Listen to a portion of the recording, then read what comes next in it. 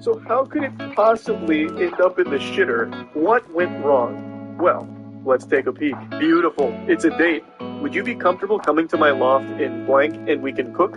I have a cat here too. She's lovely. To which she responds, no, I'm sorry. I don't do apartment dates for first dates. That literally made me so disappointed that you said that as a suggestion. I'm going to cut this loose. I hope you have a good Christmas and good New Year. Wish you the best. To which he says, all good. That's a totally understandable position from the woman here. Not going to a stranger's apartment for the first date is probably the safest decision you can make, so there's nothing wrong with setting a hard line in the sand like, hey, I don't really go to people's apartments for the first time meeting them. That kind of decision probably keeps you alive. You might end up at like a fucking serial killer's place. You know, you go over there for medium rare steak, and you end up the steak. It turns out your Tinder date is Armin Meads or something from Cannibal Cafe. So there's nothing wrong with her not wanting to go there for the first date, but she immediately jumps to being like, all right, we're done here. I'm so disappointed you even suggested it. Even though they were talking about cooking and baking together. It's not like he just pulled this out of his ass like a nefarious plot where he was rubbing his hands together and came up with this scheme. They were talking about cooking and baking together. How are you supposed to do that together outside of a household or an apartment or something? There's really no way to do that, so it should be pretty obvious why he suggested it. And he wasn't pressuring her into it. He even said, if you're comfortable, here's an option I think would be fun since we've been talking about cooking and baking. He wasn't like poking her or trying to bribe her into coming over there and set a trap or anything. He was just putting the offer out there. So I feel like a less aggressive response from her would have been something more along the lines of, hey, politely, I'd like to decline that. Don't feel comfortable going to your place for our first time meeting. And according to the comment section, he planned on offering an alternative because he understood why she wouldn't want to do that. But then things really start to pop off before he had the chance.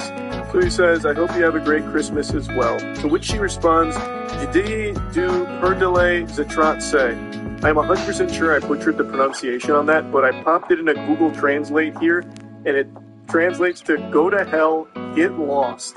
And I decided to investigate further, damn near having to revive Babelfish to try and get like another translation, because that just sounded so incomprehensibly mean after all of this. But the other translation that I keep seeing for it is basically, fuck you. Which just doesn't make any sense to me, because the guy was just following the conversation they were having. They were both saying like, yeah, let's cook together. And then she even suggested baking, like, yeah, let's bake together. So it's like, all right, bet, let's do it. And let's cook and bake together. And then she just goes, fuck you, scumbag, get lost. So he tries to like explain himself. He goes, for the record, it just seemed like a logical next step in the conversation because we were talking about cooking together. Sorry to offend or disappoint you, ma'am. And she just goes, go fuck yourself, dude. This time, plain English. So that one I understood. And then he just says, very weird response in my opinion. And then she unleashes the demon here. She lets Hulkmania run wild. You know exactly why you fucking invited me to your loft. And it wasn't for cooking. Don't text me ever again, blocked. And then he just goes, we met on Tinder, remember?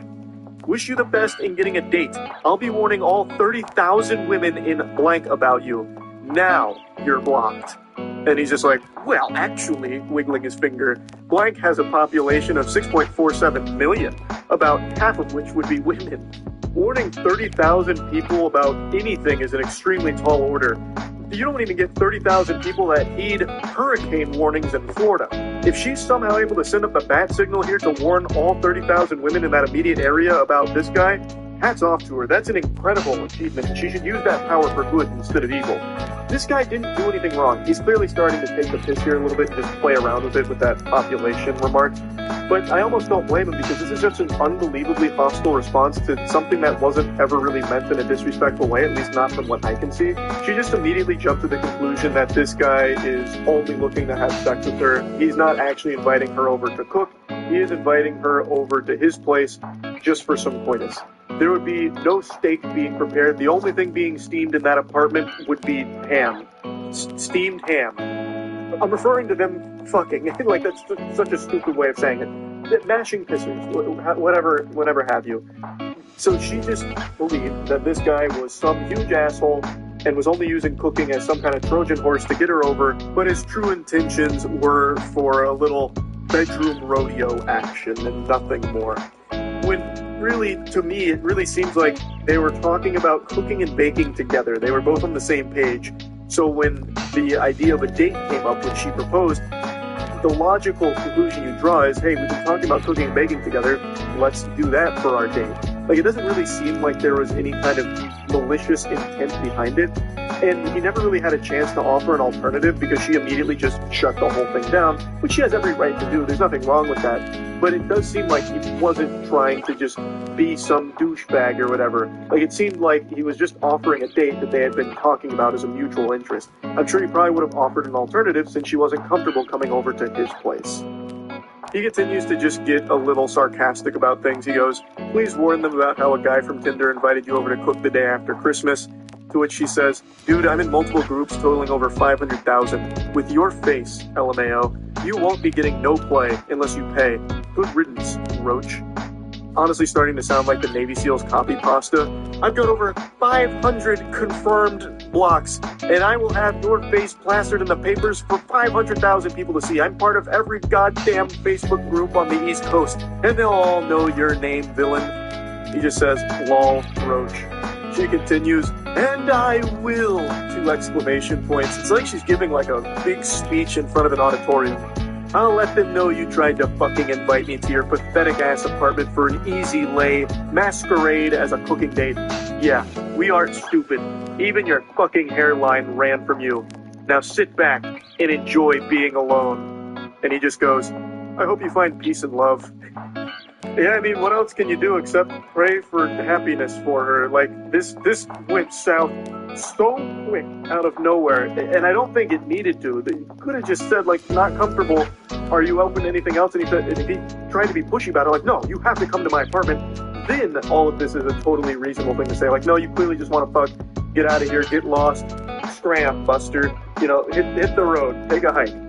But she didn't even get that far. She immediately just jumped to this assumption that this guy is a piece of shit and he needs to go to hell and get lost. And now apparently she's going around putting up wanted posters like it's One Piece with a 5 billion berry bounty on this guy's head, all because he had the gall to invite her over for a cooking date that both of them were discussing together.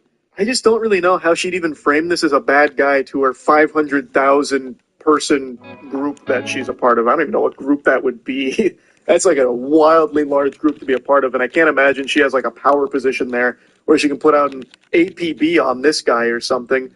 But even still, I don't really know how you could even spin this guy as a horrible person. But yeah, anyway, just wanted to cover this one. This one's different from the norm that we usually go over here, so that's really about it. So yeah, good morning.